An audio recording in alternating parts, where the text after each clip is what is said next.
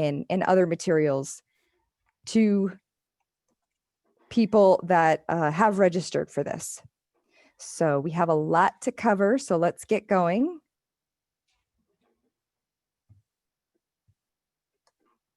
Okay, so this is the screen that you see. And if we just ask that folks mute their screens, we have the ability to mute you as well. So if you are muted, it's probably us just muting you. This is a button to turn on and off your video. Now, to help with broadband, we do ask attendees to please turn off your video so it can help us with the broadband of this meeting. If you would like to ask a question now, any sort of question, either Zoom logistics or even anything for the speakers, you would click right here, the chat button, and you are going to be chatting. You'll see that you can actually message any of the hosts. But if you want to ask questions, we ask that you ask questions for speakers. Now, there's somebody who is signed on this, and they will get those questions. They will email them to me. And then after all the speakers are done, we will answer the questions during the Q&A session. If you have any immediate Zoom logistic questions, we will try to answer that as quickly as possible.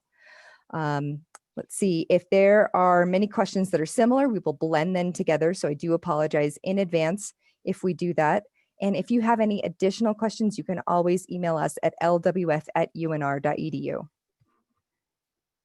Okay, and this right here is the button to leave the workshop. You can leave it at any time. We do ask that attendees please stick around. We do have a post-evaluation poll. Living with Fire is 100% grant funded, and so this really helps us with our grant reports and really helps us with the quality of our presentation. So we just ask that you fill out this quick post-evaluation poll at the end. Okay, this is the agenda. Now, we will have a variety of speakers talk for about 45 minutes. Then we will have 20 minutes worth of questions and then 5 minutes for the post-evaluation poll. I'm actually going to have the ability to have people answer questions while we can do the poll at the same time to try to save time. I know that we have a presidential debate at 6 p.m., so we just want to get through this really quick. Let's see. Next slide. Now, if we were in person, I would have this poster in front of me, but we're not due to this online climate. And so we just have it up to let you know that extension programs are federally funded and our programs are open to everybody. And there's a USDA contact information provided for your convenience. If you have any questions about this, again, you can always email us at lwf@unr.edu.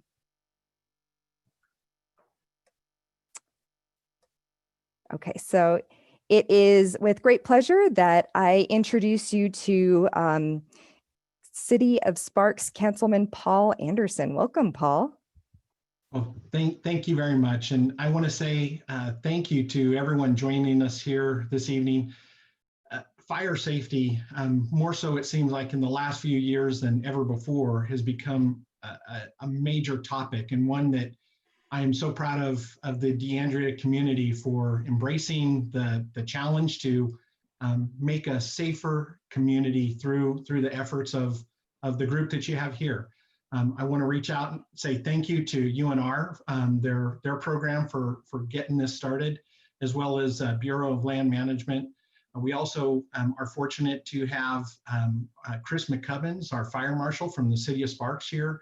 And then we have representation from the Reno Police Department. So it's just exciting to see a group of people that are coming together for the common good, a goal to make a fire safe community. And I just want to say thank you guys for being a part of this. Thank you for the efforts that, if you haven't already started taking, that you will be to engage in the fire safety program. So thank you and enjoy the program.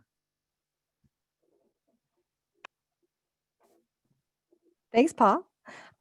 Okay, so I would like to introduce you to the next speaker. We actually have D'Andrea HOA President George Emery and D'Andrea Phase 3 HOA President Corey Quillanon. Welcome, you two.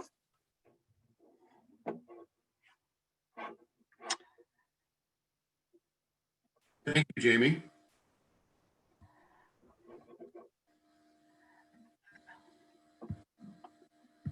And then George, I think it's your time.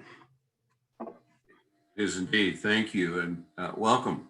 As with Councilman Anderson, we're delighted to be part of this program this evening. But this is just a very small part of what's gone on in the last 2 to 3 years. And my job this evening, delightfully so, is to provide just a wee bit of a backstory and talk a little bit about fire safety and the kinds of things that have gone on that brought us to this particular point. I don't really need to remind anyone, I don't think, about fire safety. It's sort of an unstated agreement by everybody that's involved. Nor do I need to remind you about the fire that we had that danced across the hills that was human caused back on the 6th of August in 2017. That got everybody's attention, and indeed, understandably so. A lot of things were going on. Fires are caused by lightning. Most of them, I understand, are caused by human shortcomings. But we have individuals here in the D'Andrea Community Association that were very early on vested in sharing information about fire safety, what we call today fire adapted communities or Firewise communities. One of those individuals, called by the name of Merle Kuhn, who continued to bring in front of the D'Andrea group information about fire safety, sharing information and booklets. He was invited on a variety of occasions and came and spoke with us in the open forums. One of the directors at the time, a fellow that you'll hear from later, John Hassenow, volunteered to be part of that very early group, that nascent group that was getting started to talk about these kinds of things. Those folks were talking about visiting a place called Arrow Creek. They attended seminars. Very early on, a grant was written by Merle Kuhn, and successfully so. We were able to get a wee bit of funding. And all of a sudden, we were starting to talk about stakeholders. Those are investors, if you think about it in the context of an IPO. Well, the IPO was the interest here in our community about taking advantage of things that were being provided by a variety of agencies. Certainly the National Nevada Division of Forestry, BLM, Bureau of Land Management. You've already heard from Jamie, the University of Nevada, Reno. These stakeholders are individuals as it relates to the city, the community, anybody that's got a vested interest in improving the circumstances and conditions which we all face as it relates to the dangers of fire. Those kinds of things have led us to establish something that we've come to pretty easily call fire awareness, education, and fire prevention. We learned what fuel mitigation was. We learned what fuel management meant. Those things might sound a little bit strange to us, but you'll learn more and more about that as this group. And frankly, this group has certainly got legs. We've enjoyed a variety of early meetings with Fire Marshal King, now Chris McCubbins, our Fire Marshal, who is here this evening with us. We were hosted by the City of Sparks for one of our very early meetings that involved a variety of individuals around a very large table, and began to make plans and think about how we could, in fact, improve the kinds of awareness that we need to have in this community. And at this point in time, I simply will say that the D'Andrea Community Association, as well as our folks up the hill, and you'll hear from Corey Quillinan, the president of D'Andrea Ranch Phase 3 in a moment or two. DCA has recently signed, actually yesterday, a memorandum of understanding with regard to a 2-year commitment on part of the organization, which is the Homeowners Association, to continue to support on an ongoing basis the effort and the energy and contribute not only in terms of just interest, but support financially and commitment from our Homeowners Association community. And Corey, with that, I'm going to turn that over to you. Well, thank you very much, George. As was stated earlier, I am the president of D'Andrea Ranch 3.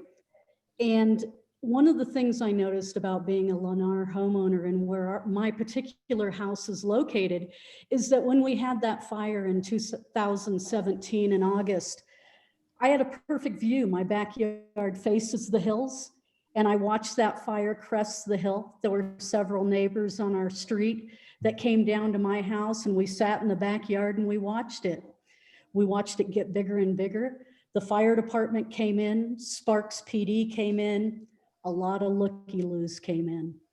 It was a bit disorganized from what we could see from the backyard, and a lot of chaotic activity was happening. We heard announcements for evacuation. The roads were jam-packed with cars. People didn't know where to go.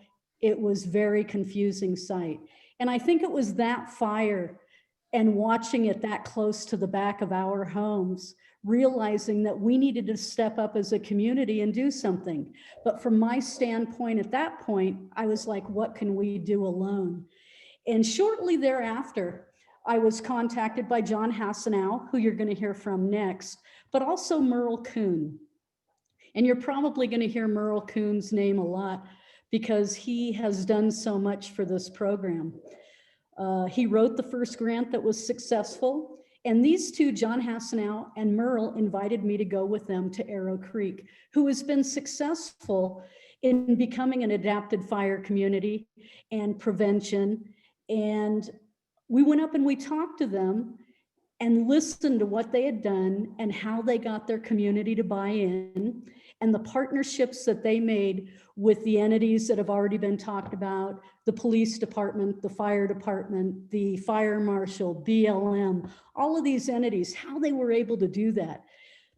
And so Merle and John took the reins on this project and really got this spearheaded. It got me excited.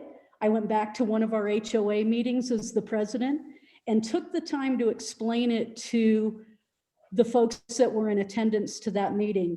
And when I get excited, I get excited. So I was very enthusiastic about this. And I asked if there was anybody there that night that would be interested in helping us in this project.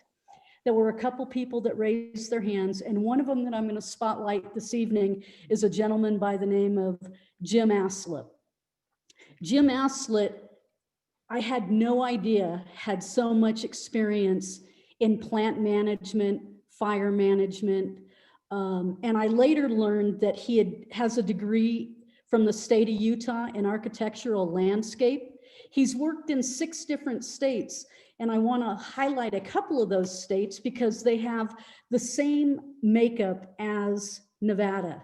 He worked in Utah, he's worked in New Mexico, and he's been very active throughout his career in the restoration in New Mexico, which again is similar to Nevada.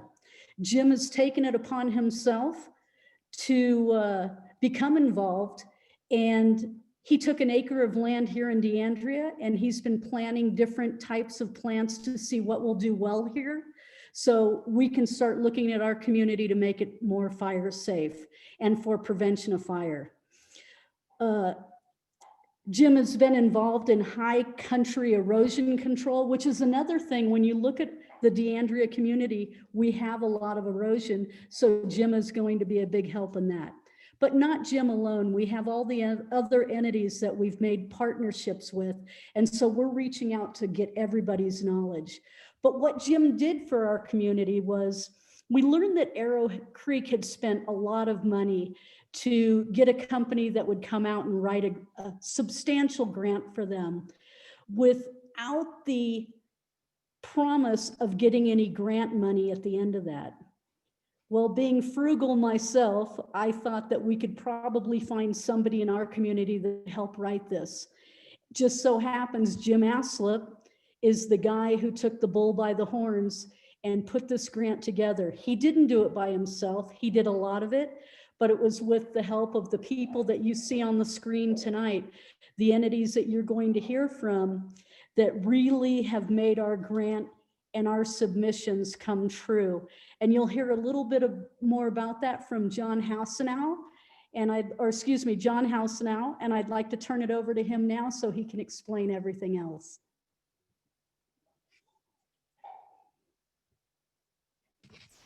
Thank you, Corey, and I hope you can all hear me okay. Very warm introduction. Appreciate all of the accolades that you've put out, but our group is a small group. You've heard Merle, myself, Jim, and there's also Hamilton Mixon, who has joined us from D'Andrea as part of the D'Andrea Wildfire Prevention Group. And my topic tonight to you is that I'm a homeowner here, and I was quite worried when I first saw that fire, and I became very engaged in learning more about what we can do to prevent fires here, especially the wildfires. And in the main topic of wildfire prevention, from my point of view, I think the major thing is education. We have volumes, literally, of what is out there for wildfire prevention. It's a tremendous tome of information, and really what we want to give to you is what's significant for us. And you'll hear that tonight from the speakers that'll follow me, both Jamie and Mark. And we've worked closely with these folks, and we've really developed a good relationship and a very good understanding overall of what are the conditions here. We're very different from Arrow Creek. We're very different from Somerset, but we have some similarities in relationship to that. Education, again, is the primary thing. Every week I learn a new thing about wildfires and the prevention of wildfires. Our major goal from the D'Andrea Wildfire Prevention Group is to help make D'Andrea a spark-proof community, and no pun intended. We really do want to make sure that our group develops more. We are quite established with the HOAs that we have here, but we have unincorporated communities that surround us, especially Sunset View, Country Estates, where we don't really have participation in our group yet. And to really make this a spark-proof community, we need that participation. We need people who are engaged, who are active, and who want to help make sure that they never have an issue with wildfires from their homes or on their homes. And we want to encourage folks from those areas to help join in. There's a new initiative within the state here called Firewise. We used to be part of the wildfire adapted community. Now it's turning over, and Mark will explain that more, as Firewise national event to go ahead and prevent wildfires. And we have just recently been accepted, or put our application in, if you will, and it's under review for being a site in that area. And that site is anywhere from I-80 to Vista and then north here. So we're in this geographical area where we would like to go ahead and have everyone be part of that Firewise community. The DPW has also put in grants, and we did that through the Nevada Division of Forestry. And some of the grants are egress access issues that we might have for our community, because we are limited that way.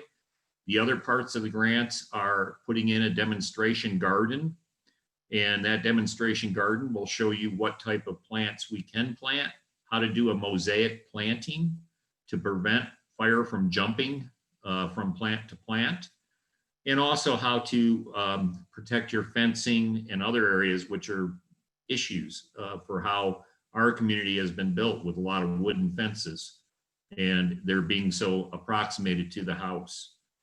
Jamie will talk a bit about that, I think, and get into some of the things that way overall with that. So we'll be hearing about these grants in December, and hopefully we'll get these grants and we'll be able to put a demonstration garden in. We'll be working on the emergency preparedness and looking at egress access, but we're also planning, irrespective of the grants, a spring event, which will be a tabletop exercise as an emergency drill.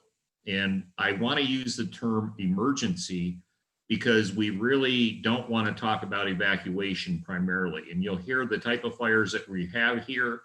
And I think a lot of people have heard evacuation, evacuation, evacuation, and focused on that.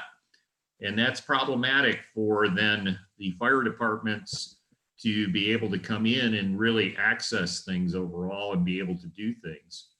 The other thing that we've seen is we're not in fire season anymore.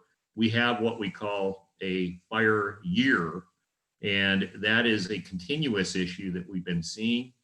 We're seeing areas of different parts of the country, Colorado right now predominantly, but California before that, Utah as well, where it's just an issue. And we are going to be living with this due to where we live in our area, geographical area. So we really need to have the education, the engagement, and the understanding. And that's what our Firewise site is all about. And we encourage you to join that and be part of that. And we really want to make sure that we can become spark proof and be in that area overall. I want to thank many of the associations that have been working with us, especially Living with Fire, Nevada Division of Forestry, Sparks Fire, BLM, all great associations, very good input, very good working relationships. And we're just happy to have that kind of group harmony that we can have in this area and really work forward to, again, being spark proof for the community. So with that, I want to turn this over back to our wonderful moderator and speaker, Jamie Rice-Gomes. And with that, Jamie, all yours. Thanks, John. Okay, so I have been asked to talk about the ember threat in cheatgrass. So let me share my presentation first.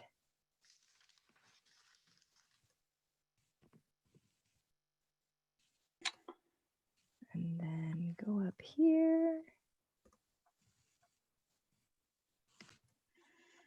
From the beginning. And you don't want to see that screen. There we go.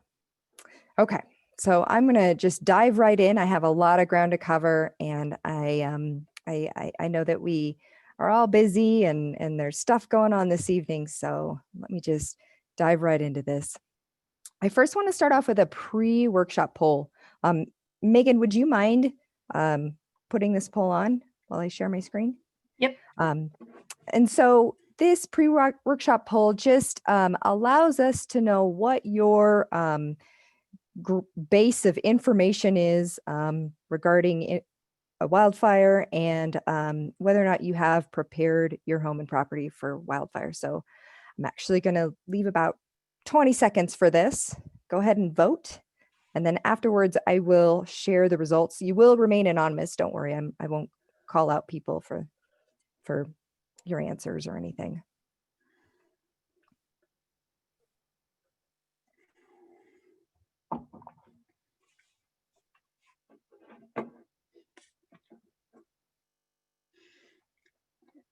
We still have a few more people voting.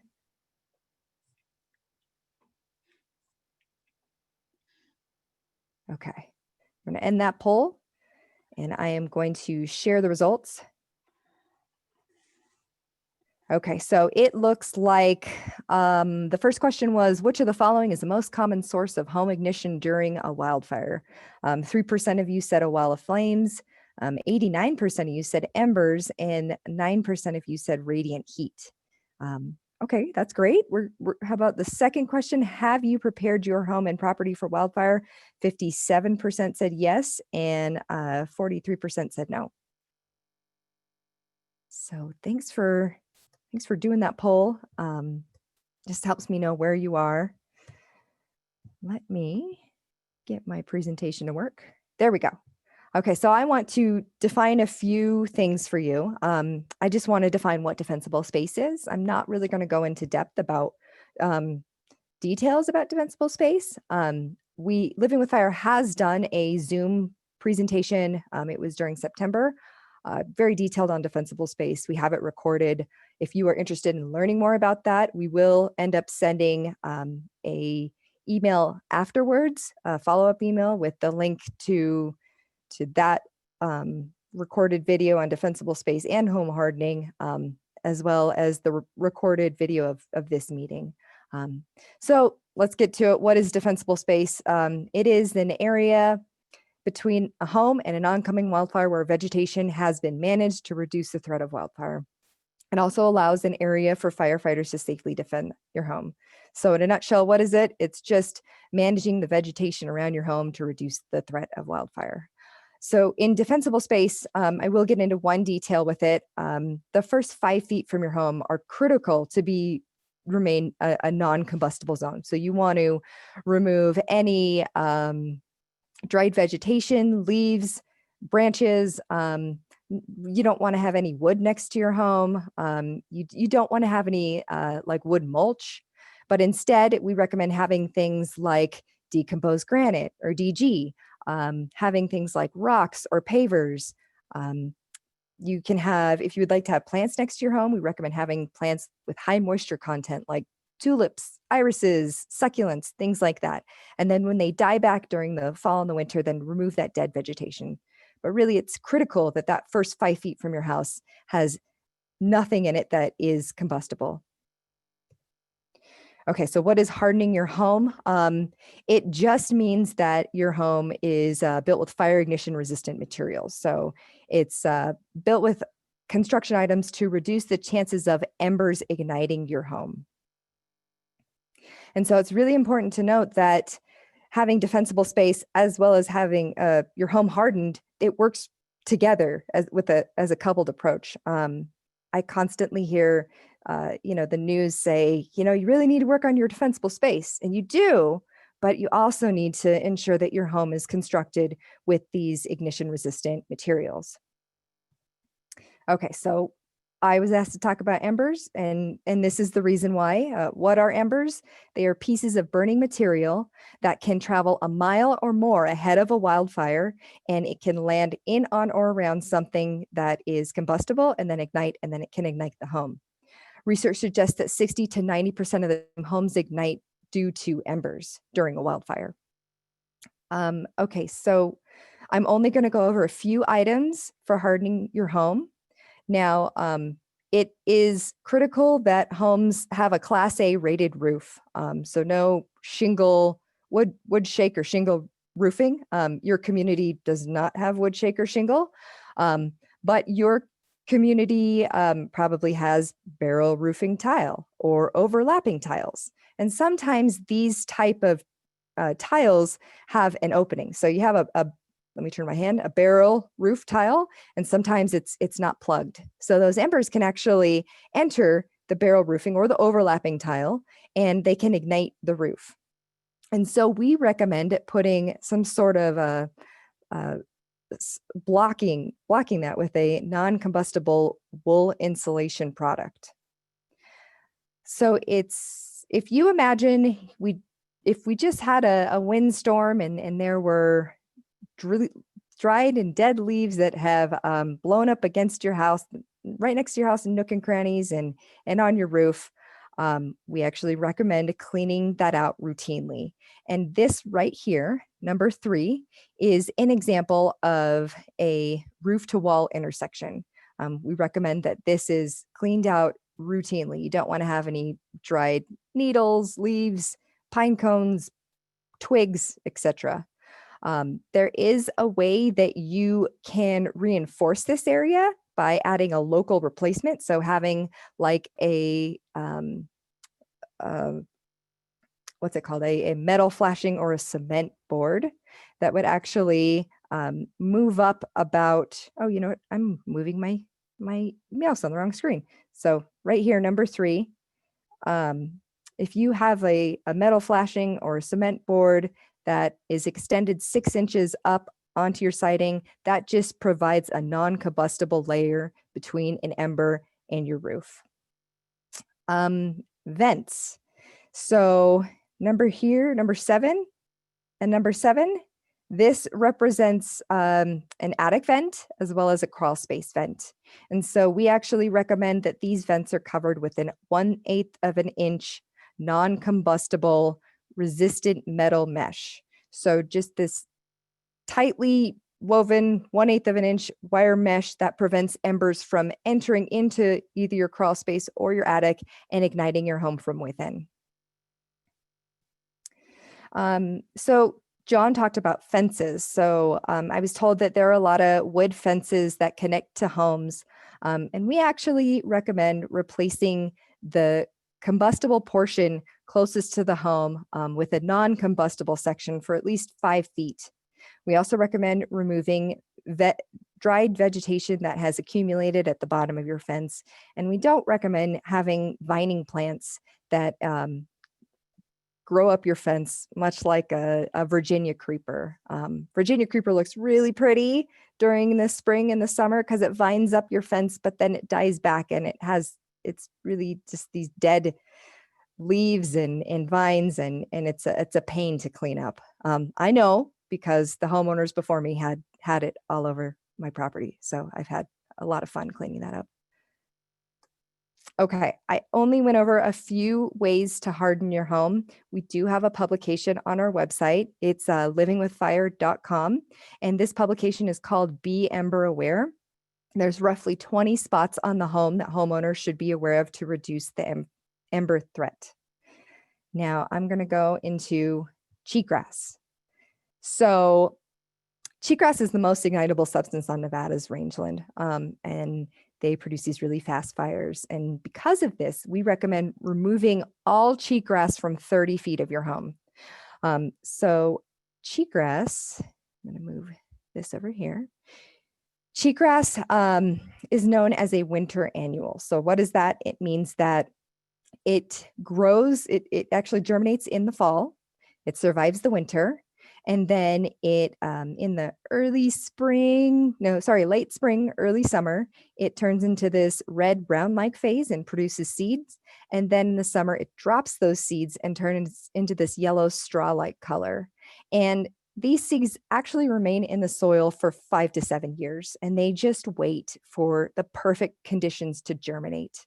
And so from a management perspective, you really want to get rid of this plant before it creates seed and drops it into the soil.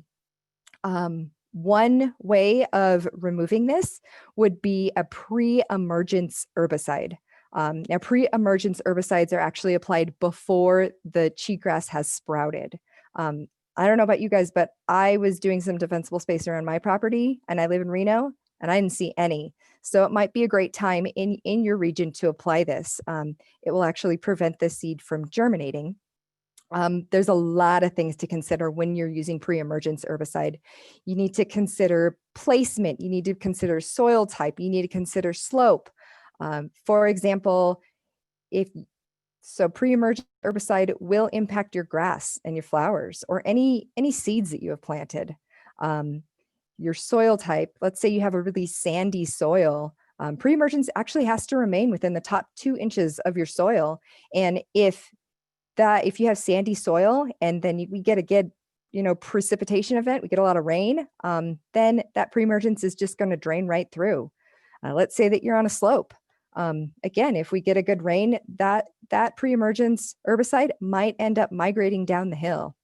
So please read the labels for pre-emergence herbicide, but before you use it, there's a lot of information that the Cooperative Extension has. You can always reach out to us if you have any questions, but that might be an option.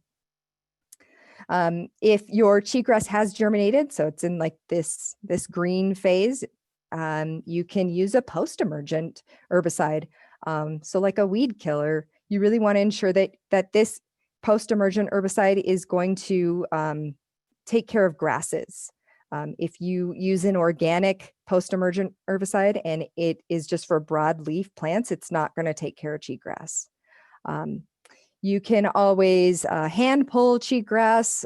You can mow it, you can disc it, you can weed whack it. I would really caution if you're going to mow it or weed whack it, because we have been having these red flag warning situations where the humidity is really low, vegetation's incredibly dry, we have these winds, and if a fire sparks, then this fire can get out of control before first responders really have a chance to attack this. So just really be careful if you do decide to use a weed whacker. You can have rocks ricochet, and then you can have sparks created, and then you have a wildfire on your hands when you actually had good intentions of trying to get rid of this cheatgrass.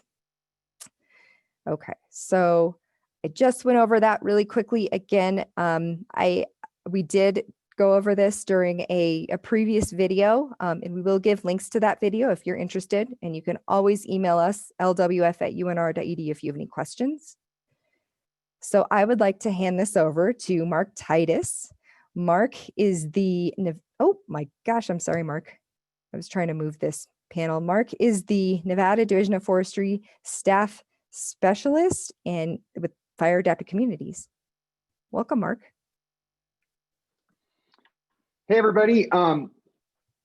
Thank you, Jamie, and thank you to all the previous speakers. Indeed, I'm the staff specialist. I work for the Nevada Division of Forestry, staff specialist for fire adapted communities. What that ultimately means is that my job is to advocate for communities at risk here in the state of Nevada, statewide, and support the support community efforts at becoming fire adapted.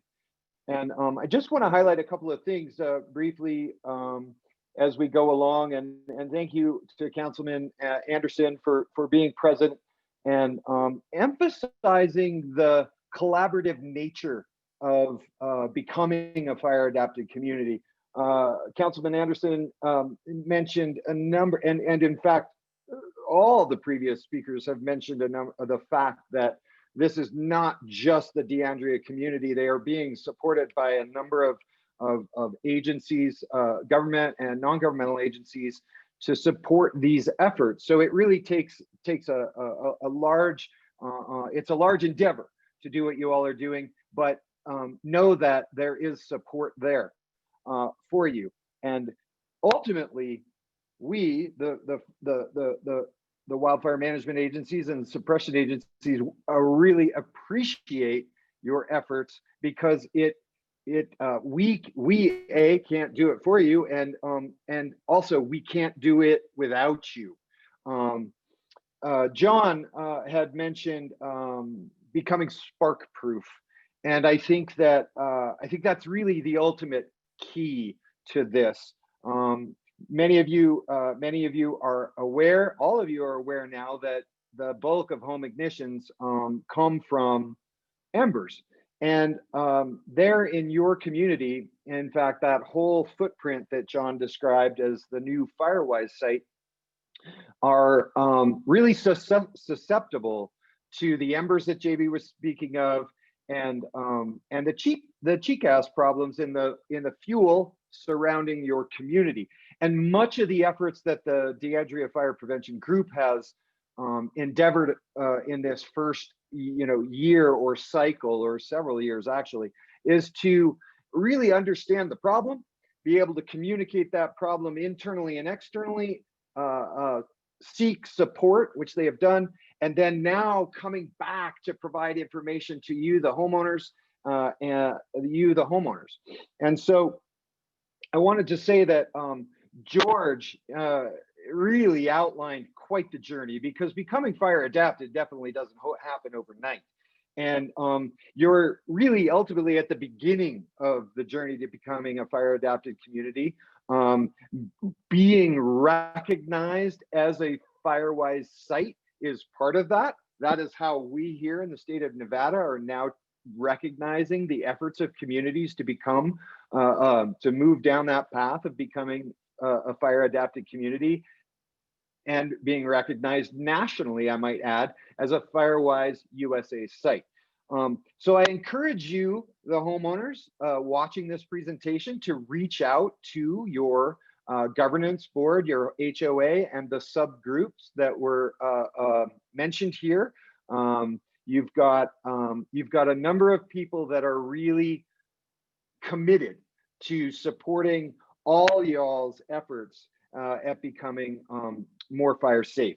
I wanted to point out that this began because of another community over on the other side of the valley, Arrow Creek. And Arrow Creek essentially acted as community ambassadors, did they not? And a number of your initial group reached out to Arrow Creek and said, hey, we want to do the same thing you're doing. We are at risk ourselves. And so Arrow Creek, a little shout out to those folks, to their community ambassador role. And I mention that because as you folks continue your journey, you will have those opportunities to mentor and be ambassadors to other communities here in the Western Sierra Front.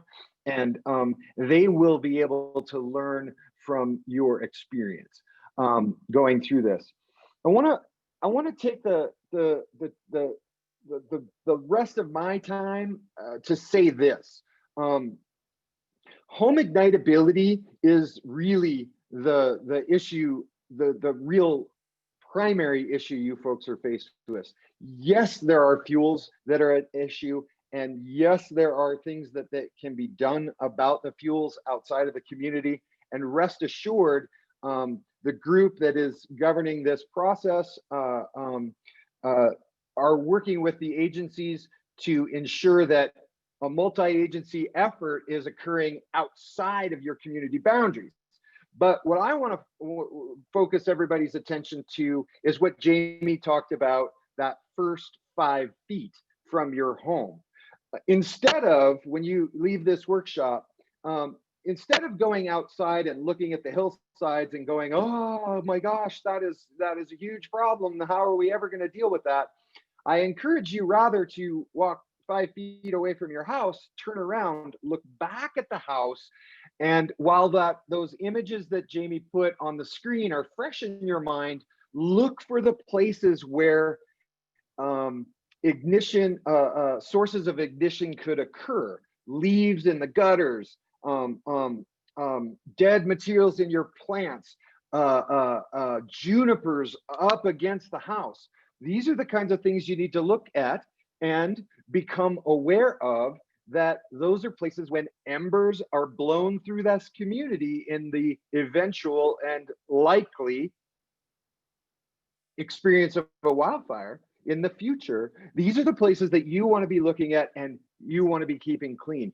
Something to keep in mind is the term lean, clean, and green.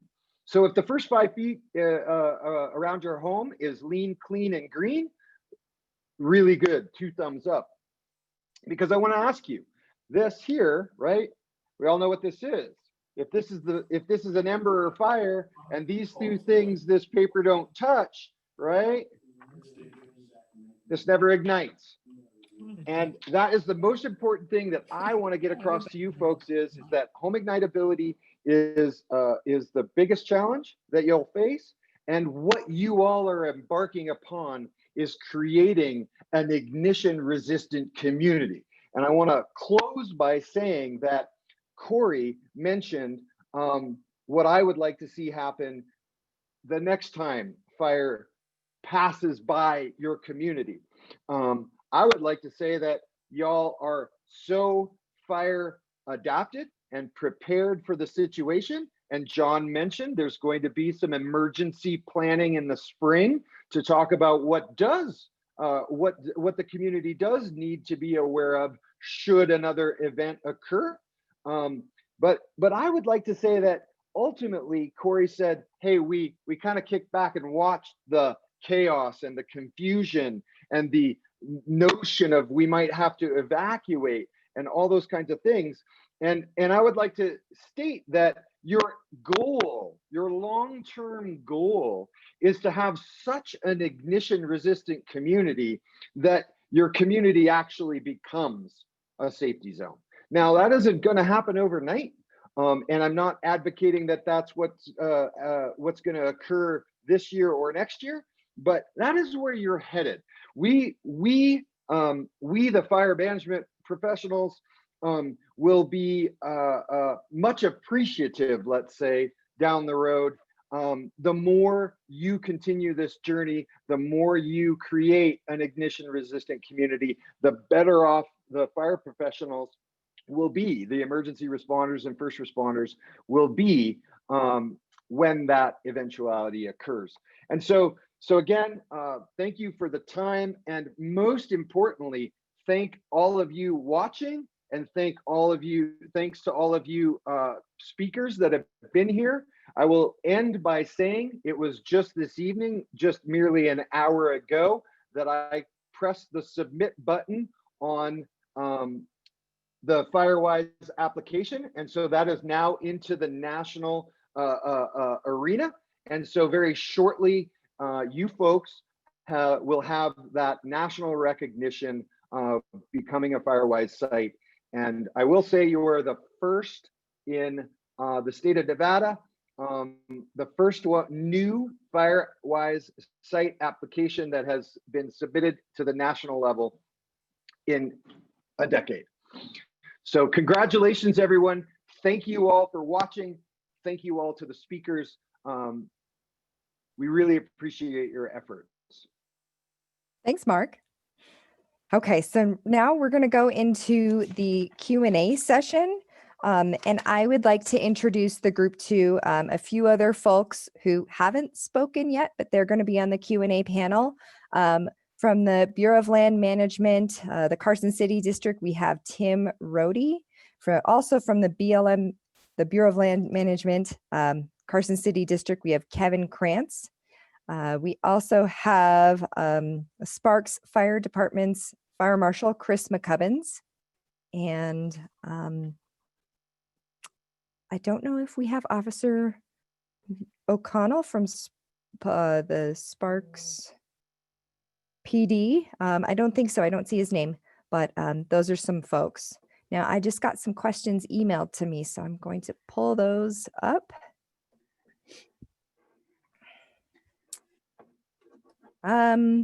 Okay, so I have a question. So this is from a community member. What do I need to do to participate to be in this group? So maybe that's a question for John or Mark. Great, thank you for that question. So you can contact the HOA and we have a site there. There's also a email site that has been established. And they will have the information on that email site and can transfer that to you. We're working on a web page within the HOA for our group, and that is another means of getting in contact with us. And those are the best ways. Gina Halstead can help you with that. She can give you my information directly. And if you want, you can just contact me. My phone number, 775-636-5674. And please give me a call or a text and I'll get back with you as soon as I can on that. But we definitely want to get people engaged and interested in joining. Thank you for the question. We got another question. My backyard faces the non-maintained D'Andrea golf course. How do we get that area cleared? Can we change the first 5? So first we'll ask that question. How do we get that area cleared? Now, I think that we. Hi, Jason.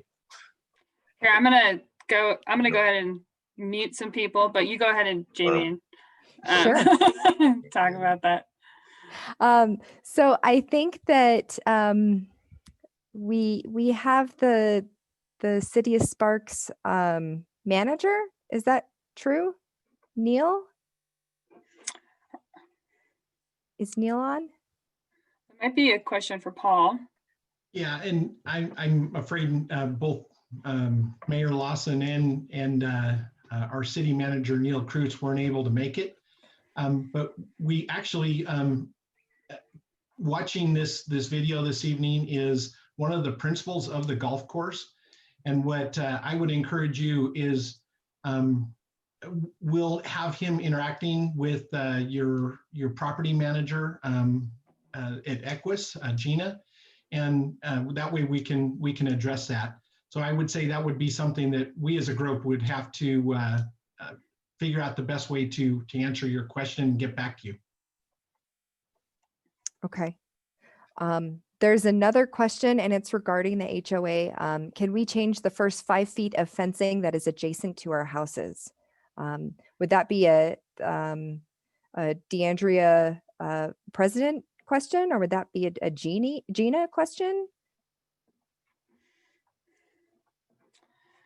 Yeah, George, are you there? Could you maybe answer that about whether folks in the HOA? Yes, I can. Thank you. It's not an easy answer, actually.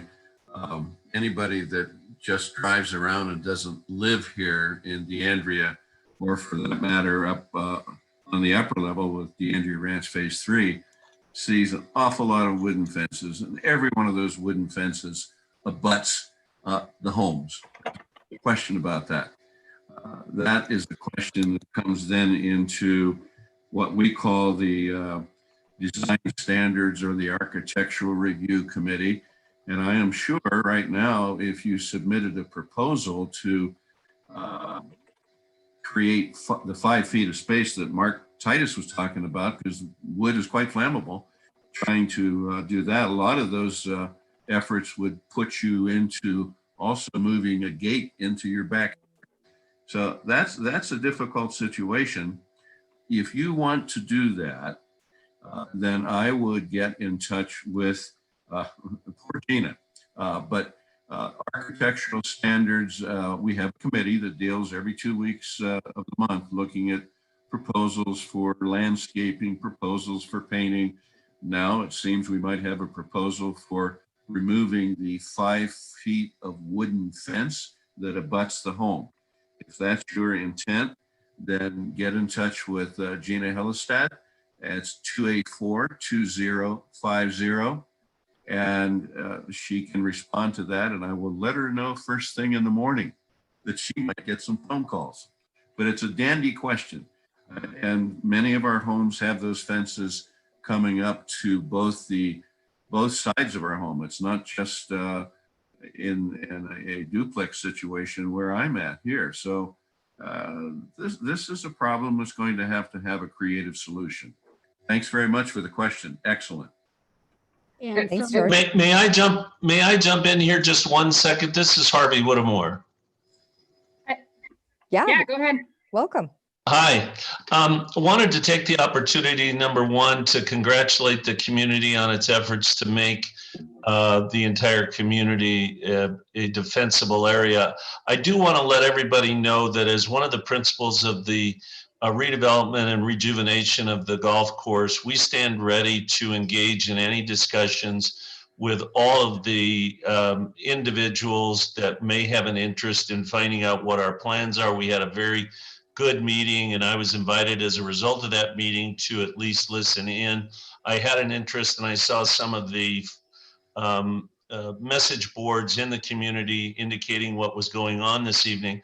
I do want to let you know that we're very interested in creating a defensible space, either through the development on the upper holes that may or may not be part of the golf course into either orchards or grapevines, which will serve as a major deterrent to the sort of the ember concerns jumping from one side of the homes to the other side of the homes through those vines. Grapevines have served, especially in Napa Valley, the recent fires, as amazing fire breaks. So again, as we develop our plans as to what we're going to do on the upper course, this will require coordination with the city of Sparks to continue to deliver effluent to those upper holes.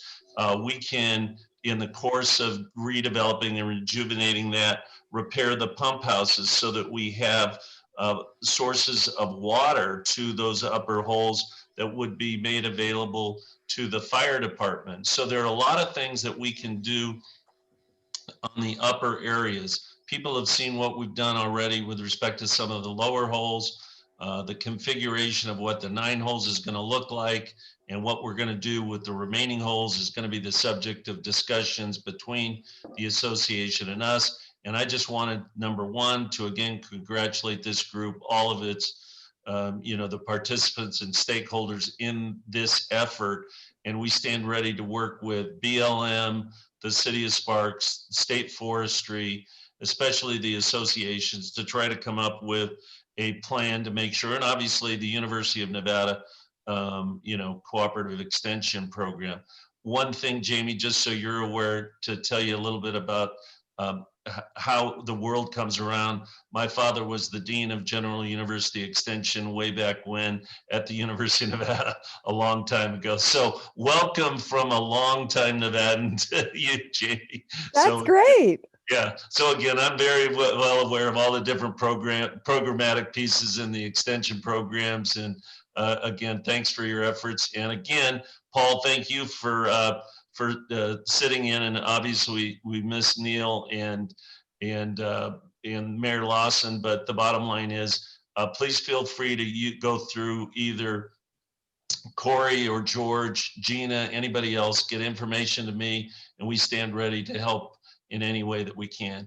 And thank you so much. I do have to leave, but I wanted to at least introduce myself, Jamie, and make sure that everybody understood what we're trying to do with respect to the golf course, because it is a natural fire break if we can truly create some removal and rejuvenation of the course. So thank you very much. I appreciate it. Thank you. Thanks for speaking up. That was really interesting and important for us to know. So thank you. Thank you, Harvey. We actually have another few questions. Reno Green is doing all the front yard landscaping in D'Andrea Phase 3. Are they adhering to developing fire resistant landscaping? Corey, do you know that answer? The answer is that they're trying very hard. We do need to reach out to Lennar, who will reach out to Reno Green, just to ensure that they do have our no plant lists that we have on the Equus website. So thank you very much for that question. And Gina and I will be following up to make sure that Reno Green is adhering to that. But with that said, I would like to say that front yards that are being put in by Reno Green all have irrigation. And so that is very helpful as well, but we do have a current plant list on file with the no plants and trees that we don't want within the community. Can I add into that too as well? In that we're sharing that list as best we can and trying to make it a cooperative event all the way across the community so that we have some consistency there in terms of what we're doing overall. And back to the question about the fences. George, I think what we should do is bring that up at our BOD meeting and have a blanket arrangement to allow 5 feet of fence be replaced with appropriate fencing that way. And it just has to go through a design committee there. So it's very easy to do. Thank you. And that would be the same thing for D'Andrea Ranch Phase 3. So I got a question. Isn't there some sort of fire resistant stain of some sort for our wooden fences that we can use? I'm actually unsure of that. I know that we do recommend using non-combustible rather than any sort of stains. I can try to find that answer more in depth, and then I can email you. If you email me at lwf@unr.edu, I will find that exact answer, but I know for a fact that we just recommend that non-combustible fencing rather than the stain. Okay, and I got a question for the Bureau of Land Management, and they want to know what type of fuels are on BLM. So this would maybe be for Tim. Sure, I'll take it. First off, I'd just like to commend everybody for your efforts. It's great. Whether you're concerned about fire in the community or fire on the range, the Paras, it's not a private land issue or a public land issue. It's just an issue, and we need to work together to solve this. Unfortunately, the Paras, as most of you are probably aware, they see frequent fire. So they've burned 6 times in the last 20 years, most of the mountain range. And with that repeated fire, the range is now dominated with cheatgrass, so an invasive annual grass.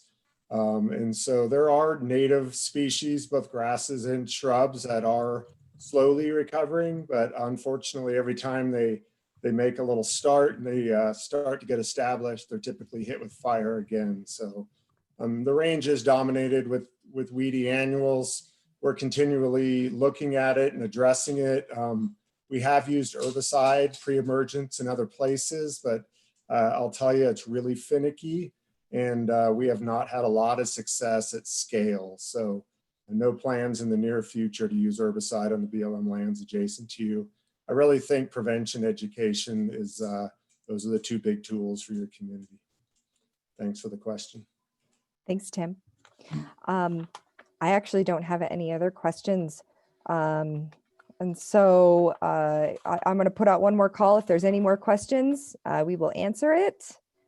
Jamie, I tried to send you a question. One of the things I was wondering about with the wool that you put up in the tiles, what is the cost of a typical home for something like that?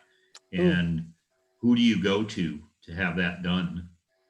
I will find that answer for you. I actually don't know the typical cost for that, but I can find that out for you, and I can email you, and if I find out this information, especially due to the staining, that question, the wood staining, if I find out these answers before we send out this follow-up email, I'll include it in this email to everyone. I've got a quick question for Tim. Tim, we've looked at cheatgrass as a major concern for us on the abutment areas. And we've looked at some of the other ways that other communities are approaching this. One of them being Somerset and bringing in the goats and doing all that, or the sheep, and managing that way. What is the best management practice you would advocate for our community, and if you could, in regards to that? Because what I see as bringing in sheep or goats is a very non-sustainable method, and actually replanting is probably more advantageous, but it depends on slope and other things that way. So if you could address that. Yeah, I would agree with what Mark said earlier. I really think trying to control the fuels at scale surrounding your community is going to be difficult, especially just due to the invasive nature of cheatgrass. And I would look at defensible space, or that immediate 5 feet around your structures. The advantage of cheatgrass, I mean, it's not a favorable species by any means. It's flammable, it's invasive, but it's low growing, and it doesn't produce a high flame length. So if you can get that good 5 feet, and it's personal responsibility with each individual homeowner, but if they can get that 5 feet of clearance around their homes, adjacent to their fence, in most cases, that will end up protecting their structure in the event of a fire. But that'd be my recommendation, is to focus your efforts primarily at the structures. And then you guys have some advantages. The old cart paths, just looking at Google Earth, I mean, there are some barriers that are out in the community now, and just maintaining some of those barriers, whether they be, the adjacent to your roadways, but those cart paths, any walking paths, anything like that can be effective with a cheatgrass fire. Just need 3 to 5 foot of clearance can stop a cheatgrass fire in a lot of cases. Great, thank you. And I just want to back up Tim, up and re-emphasize that ultimately each of you as homeowners, looking at your home and asking yourself, or one of the folks that went with us on the assessment that we did, what could ignite this house, right? And where would Embers landing, and then address that. Because as Tim said, the cheatgrass fires, they're fast duration, low flame length, and generally speaking, not the kind of ember storm that you would see if you were up in Tahoe.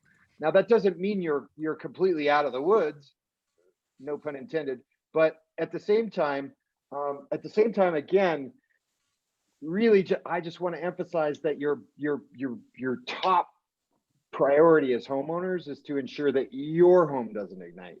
And if you need assistance in evaluating that, then reach out to this group.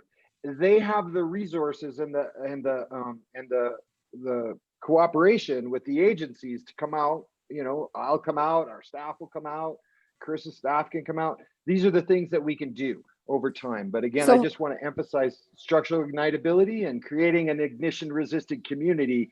It really ought to be the #1 task at this point. Mark, I'm going to interrupt for a second. Right now, I'm going to post the post-workshop polls. We're starting to lose people because of the debates, but we can still continue talking. So I'm going to just launch this. And sorry, if you need to add more, you can right now. I'm good, Jamie. Thanks. Okay.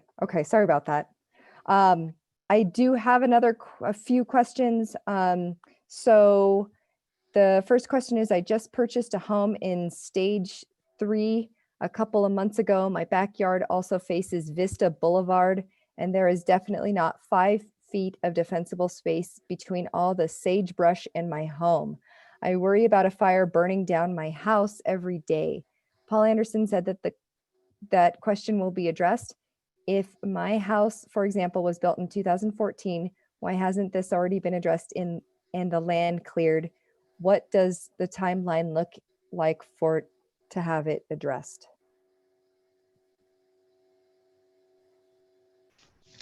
Really, as far as and this is Paul Anderson. So as far as the golf course portion of it, the home plan, as far as the development, all of that was planned way back when it was actually a golf course. So none of that has changed.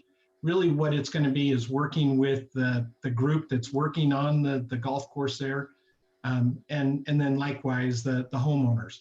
So, and I'm not sure, we haven't heard from Chris McCubbins. Chris, if there's something that you'd like to add to the discussion here.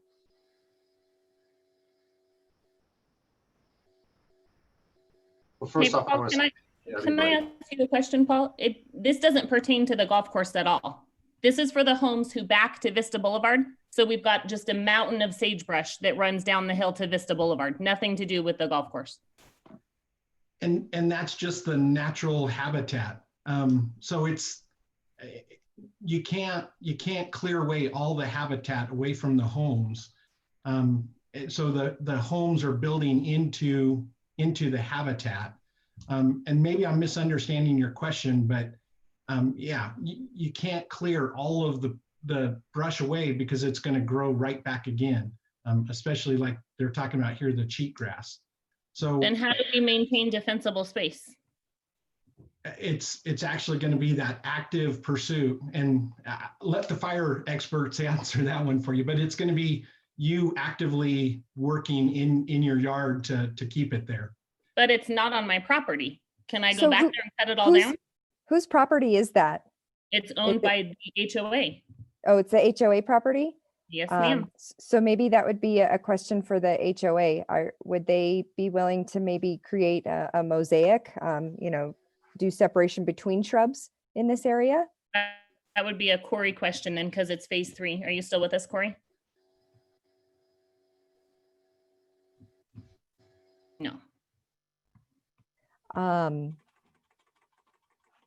Victoria, how about you email us, lwf@unr.edu, and then I can forward this to Corey, and then we can get this answered. But I mean, Paul was completely right. It's not a good idea to clear cut everything. You open yourself up for problems of erosion, for infestation of invasive weeds like cheatgrass.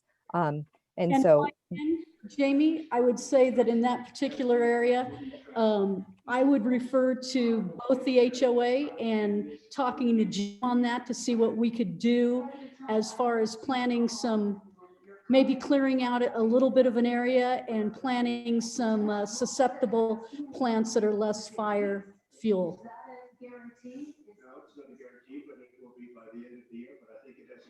I'm going to go ahead and mute some people. Sorry. okay. We have another question. There's a dirt road above Romini in D'Andrea 3. I've seen vehicles driving down there in the dark. Should they be there at night? Who controls that road? I'll take that question. If they're coming in off of Culpeper, that would be a separate HOA that controls that gate. And that gate is actually there because of their gas lines and for the gas company to gain access. And we've been trying to work with that HOA to get them to address that gate. Okay, thank you for answering that. I don't have any other questions. I just ended the poll. We are a minute past our time, but I really want to say thank you to community members for attending. Thank you to the speakers. We really appreciate it.